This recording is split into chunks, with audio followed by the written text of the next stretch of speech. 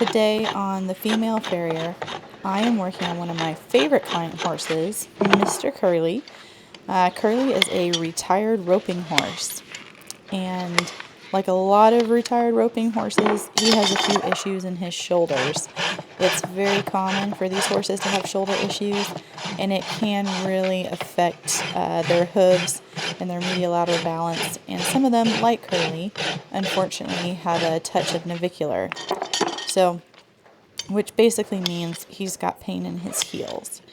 And for the last 2 years, his owner has done a lot of work on his shoulders, which has really freed up how he moves.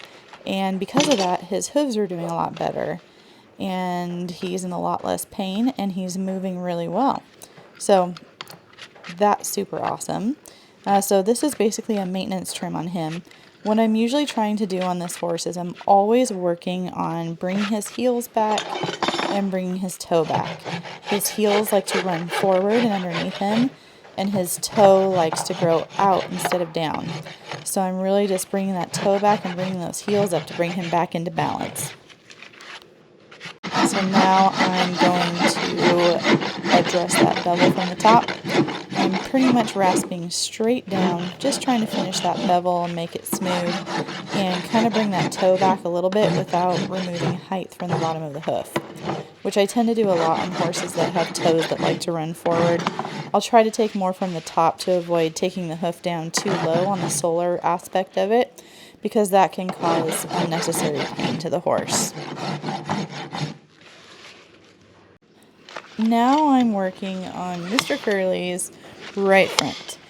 And just like the other front, one of the areas I'm starting at is his toe. You can see in that picture there how much his hooves have changed. And he had some really bad medial-lateral balance distortions. And because of all the shoulder work his owner has done, those have improved so much over the last 2 years. And that's been a big key in his rehab and in helping him move a lot better and be sound and comfortable. So just like the other front foot, this frog leaves a little bit to be desired. It's a lot better than it used to be, but it still has a long way to go. And, to a horse at his age, we may be able to make those improvements, we may not. But so far, he's still steadily improving, so I'm going to be hopeful about the situation. So now I'm, trying to bring that heel back without removing too much height from the bottom. I don't want the heels to run forward, but I still want him to have a platform that's as high as possible, so I don't put his front feet at a negative palmar angle. So now I'm rasping his toe, and I'm rasping a little bit inside the white line. On some horses that is okay. On some horses you would never ever want to do that because you will make them dead lame.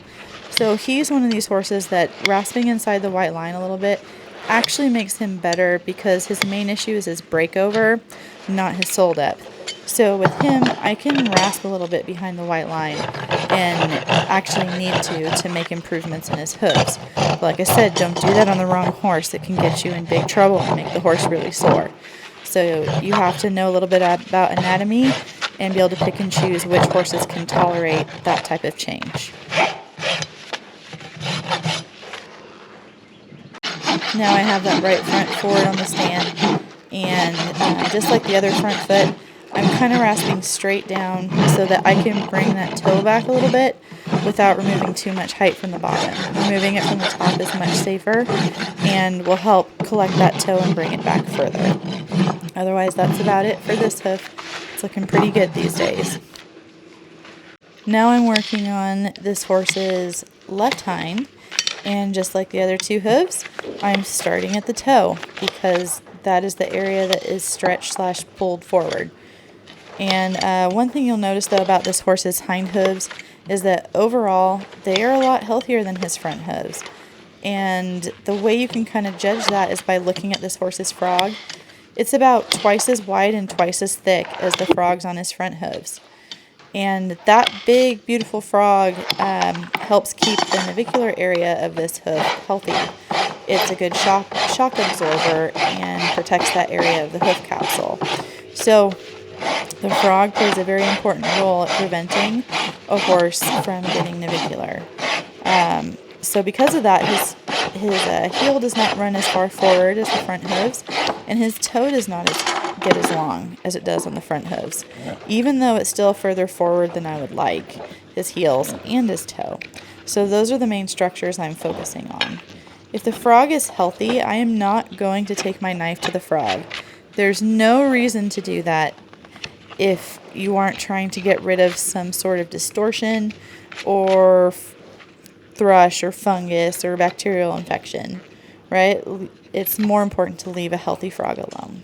So I'm going to put my knife away now, and I'm going to get, I think, my rasp. Yep, there's my rasp. And I'm going to smooth out this hoof capsule and get any sharp edges off and kind of make sure everything's balanced and even before I move forward with another tool. So there's usually sharp angles that exist back by the heels, and I want to make sure I remove those before I move forward with this hoof.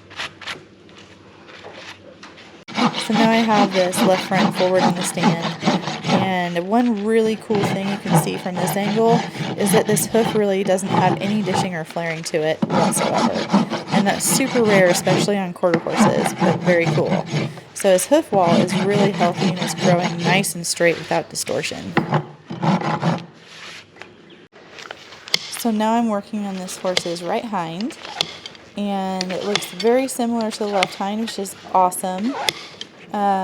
Mostly, once again, there's a theme for this video, right? Bringing back that toe. So it's pretty long right here. I did a horizontal nip, and now I'm doing a vertical nip to try to bring that break over back further. And I'm removing quite a lot of material for just a basic maintenance trim. I think this group of horses, of which Curly is one of, I think I have them on a 5-week schedule. So it's actually quite a lot of growth for only 5 weeks. But yeah, I wanted to address that toe, just picking out that frog area. I wanted to kind of check out that central sulcus in the back of the hoof to see how deep it was. I think it's fairly deep, or deeper than I would like. Then I addressed the bars. Now I'm rasping the heels back. And with his heels, I'm really trying not to remove too much height. I want to bring them back without removing that much elevation, because he needs more height in his hind heels. So I want to balance the hoof, but I also don't want to drop him on his bulbs, putting him at a negative plantar angle, which is super important to not stress any tendons or ligaments. So now I'm just smoothing everything with my rasp, continuing to create that smooth bevel from the bottom, making sure there's no sharp points even back by the heels as well. And now I'm going to bring this foot forward and finish it from the top. So now I've got this right front hoof, right hind hoof, excuse me, forward on the stand. And just like the other hind foot, this one's pretty cool. There's no dishing or flaring, which is so commonly present on quarter horse hooves. So that's one super nice thing about this horse. Very little distortion in the hinds except for the toe length. So that's about it for this hoof. I really wanted to make sure I added this footage to this video. This horse has a small central sulcus infection. That's that little, for lack of a better term, butt crack at the back of the hoof. And you can see I'm putting clay in there, and I'm going to take my hoof pick and I'm going to shove some clay in there gently to try to kill this fungus. And it's a very common thing that I see, but just because it's common doesn't mean it's correct, and it can cause a lot of problems that will take a long time to heal. Super important to treat. So anyway, thank you for watching. If you have any comments or questions, please leave them below.